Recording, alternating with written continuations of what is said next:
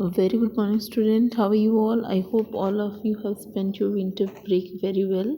You have studied too, and all of you are in good health. So, back to our track that we will study a new chapter, that is chapter 18th of your EVS class 5th EVS book, that is No Place for Us. Okay, आप लोग ये picture देख सकते हैं. You can see the picture. Okay, tell me what all of you can collect by looking at these pictures. क्या आप सब क्या देख पा रहे हैं? ये पिक्चर जो दिख रही हैं उसके थ्रू आप लोगों को क्या समझ क्या आ रहा है? यस, एक पर्सन बैठा हुआ है जो बहुत ही सैड नज़र आ रहा है. इज़ ही रिच और poor? Yes, he is poor and he is sad. And one girl who is looking through the window. It seems like he is waiting for someone, है ना? And this is what he might be thinking. ये यही सोच रहा होगा that there is no place for us. वो बिल्कुल खुश नहीं है और उसको लग रहा है कि हमारे लिए कोई जगह नहीं है. ये बहुत ही पुअर है. ऐसा लग रहा है कि ये अपनी ज़िंदगी भी बहुत मुश्किल से काटता होगा.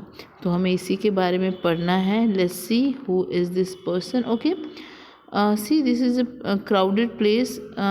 इज़ इट अ विलेज और a city? Yes, this is a city, this is a town.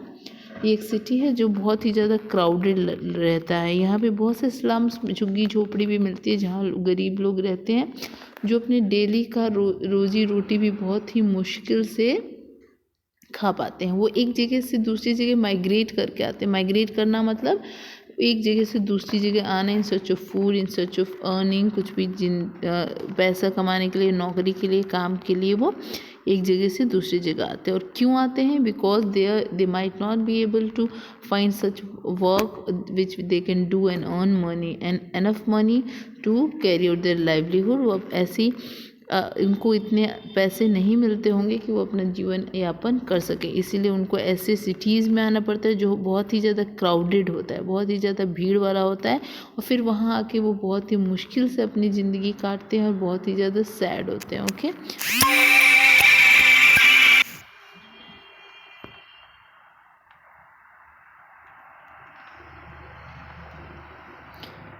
Jethro Bhai was sitting at the door with his daughter Jimly.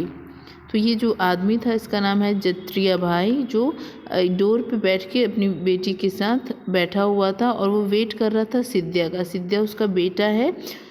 तो इसका एक बेटा और एक बेटी है. ओके, और ये बहुत ही पुअर नज़र आ रहा है. इसका नाम है जत्रिया भाई. और ये ऑलमोस्ट नाइट हो गया है और सिद्ध्या अभी तक नहीं आया. 2 साल पहले ये अपनी फैमिली के साथ मुंबई आया था. कहाँ से आया था?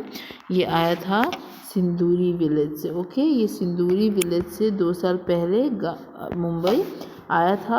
और यहाँ वो किसी को नहीं जानता. जब हम नए जगह पे जाते हैं बच्चों, तो वहाँ गांव में तो हम सबको जानते हैं पर हम नए जगह पे किसी को नहीं जानते. तो वहाँ एक अपने दूर के रिलेटिव को जानता है जिसने उसको काम करवाना सिखाया. क्या काम करता है? Repair torn fishing nets. जो फिशिंग नेट्स होते हैं ना, उसी को रिपेयर करता है जिससे मछली पकड़ी जाती है.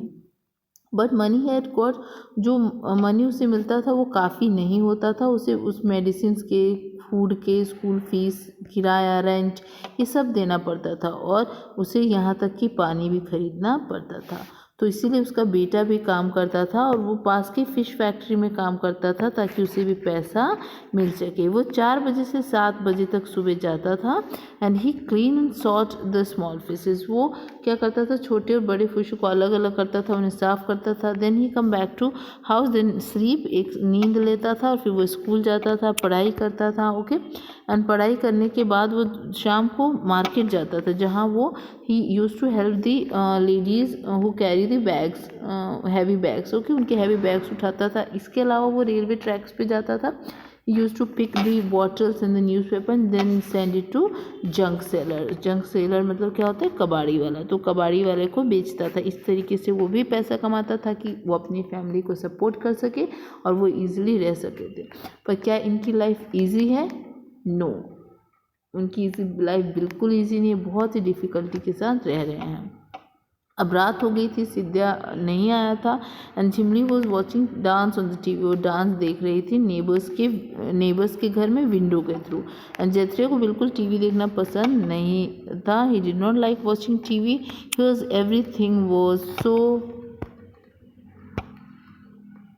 डिफरेंट। यहाँ सब कुछ बहुत अलग था। इसका क्या मतलब है? दैट वो यहाँ के नहीं थे, सुंदरी गांव के थे, वहाँ अपनी जीवन यापन के लिए आए थे, लेकिन यहाँ सब कुछ बहुत अलग था।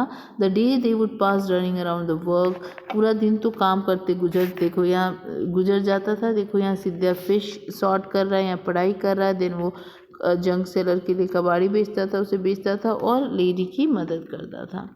लेकिन जब शाम होती थी, दिन भर तो काम में गुजर जाता था। इन द इवनिंग उसको पूरे अपने ओल्ड मेमोरीज, अच्छे दिन याद आते थे।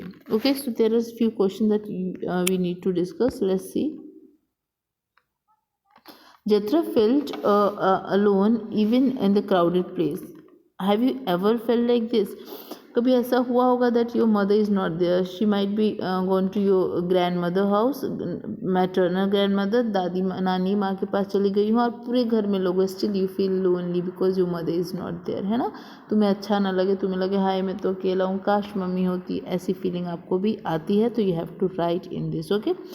नेक्स्ट है imagine that how it feels to leave one place own place. अपनी जगह छोड़ के दूर जाना कैसा होता है? तो what you will write, you will right that it feels very difficult. बहुत डिफ़िकल्ट होता है नए जगह पे जाना एंड वहाँ पे नए प्लेस पे एडजस्ट करना। Why do you think the families like to Jaitra's coming to big cities? क्यों आना पड़ता है? What do you think? Very good.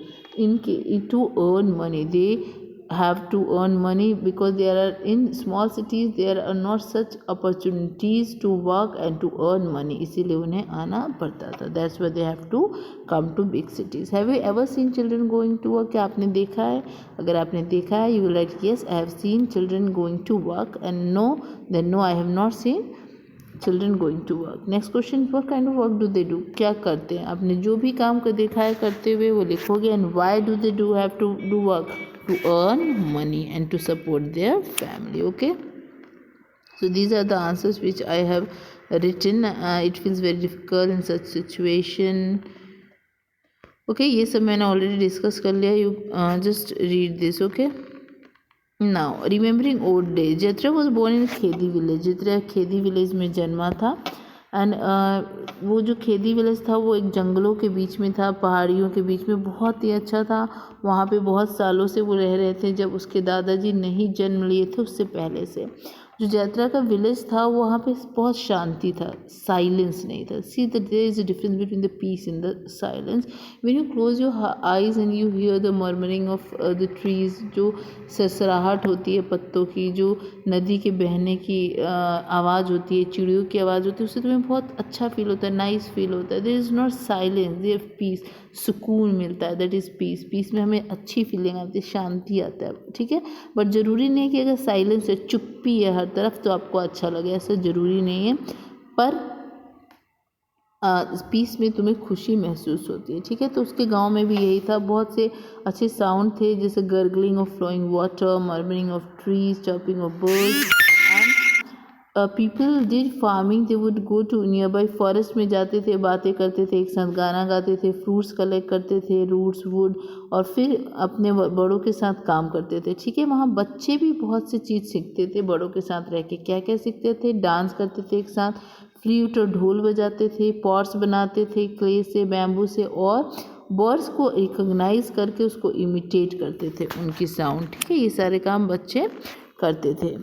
Things from the forest for their user. वो कलेक्ट करते थे जो उनके काम का था फॉरेस्ट से, उनको नदी के पार जाके बेचते थे और फिर उससे पैसा कमा के अपने नमक, तेल और कपड़े वगैरह खरीदते थे. एंड वो उनका विलेज ऐसा था that the people live there together like a big family. They used to live like a big family. एक बड़े परिवार की तरह रहते थे. सिस्टर उनकी उसी गांव में मैरिज थी. अगर किसी बड़े का झगड़ा हुआ, they used to settle that, and then किसी की शादी अरेंज करवाई. तो ऐसा आप लोगों के विलेज में भी होता है. बड़े बुजुर्ग जो है वो पंचायत होती है, लोगों का झगड़ा सेटल करते हैं. ऐसे भी आपस में भी झगड़ा सेटल कर देते हैं, पंचायत की ज़रूरत नहीं पड़ती. शादियाँ अरेंज करवाते हैं ना, तो ये गांव में सब एक दूसरे की अच्छे बुरे टाइम में मदद करते हैं, सब एक दूसरे के साथ रहते हैं और पूरा गांव एक परिवार की तरह रहता है। जत्रा was now a strong young man, एक स्ट्रॉन्ग यंग मैन था। वो क्या करता था, फिश पकड़ के लाता था बड़ी बड़ी उससे, और खेतों में, रिवर से, और खेतों में बहुत अच्छे से काम करता था मेहनत से।